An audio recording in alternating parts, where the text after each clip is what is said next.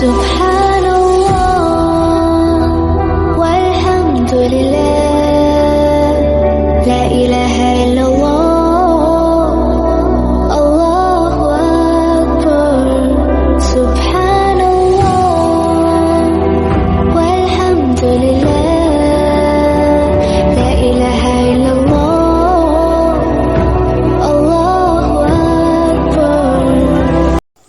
السلام علیکم ورحمۃ اللہ وبرکاتہ۔ بسم اللہ الرحمن الرحیم۔ پیارے بچوں، آج ہم پڑھیں گے کلاس 8 کی اسلامیات، باب نمبر 3، سبق نمبر 13، نماز کے متعلق چند اہم مسائل۔ سترہ کا حکم۔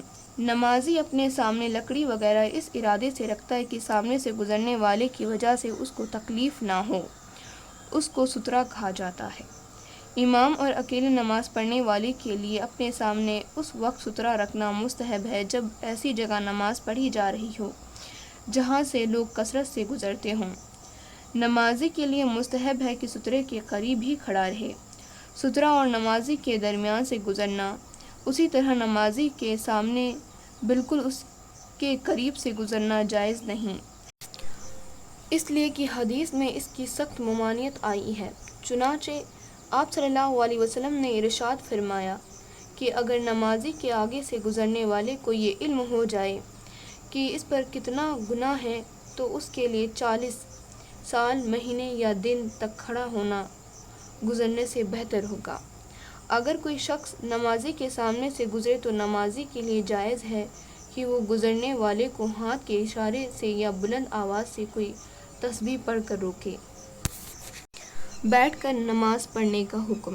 فرض نماز کھڑے ہو کر پڑھنے کی طاقت رہنے کے باوجود بیٹھ کر پڑھنا جائز نہیں۔ سنت نماز کھڑے ہو کر پڑھنے کی طاقت رہنے کے باوجود بیٹھ کر پڑھنا جائز ہے۔ اگر کوئی سنت نماز قدرت کے باوجود بیٹھ کر پڑھے تو اس کو نصف اجر ملے گا۔ بیٹھ کر نماز پڑھنے والا تشہد میں بیٹھنے کی طرح بیٹھے گا۔ ٹرین اور ہوائی جہاز وغیرہ پر نماز۔ چلتی ٹرین اور ہوائی جہاز وغیرہ میں کسی عذر کے بغیر بھی بیٹھ کر فرض اور واجب نماز پڑھنا جائز نہیں ہے۔ اگر کوئی عذر ہو، مثلاً سر چکراتا ہو، تو بیٹھ کر پڑھنا جائز ہے۔ اگر ٹرین بہت تیز ہو اور کھڑے ہو کر نماز پڑھنا دشوار ہو تو بیٹھ کر پڑھنا جائز ہے۔ اگر ٹرین کھڑی ہو تو بلا عذر بیٹھ کر نماز پڑھنا جائز نہیں ہے۔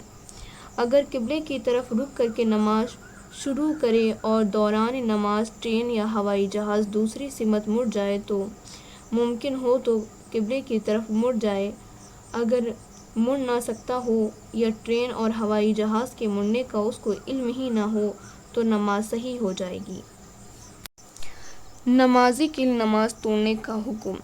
نمازی کے لیے نماز شروع کرنے کے بعد شرعی عذر کے بغیر نماز توڑنا جائز نہیں ہے۔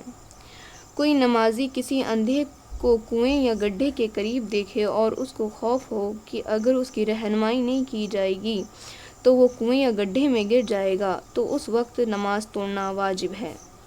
کوئی مظلوم مدد کے لیے پکارے اور نمازی ظالم کو ظلم سے روک سکتا ہو تو نماز توڑنا واجب ہے۔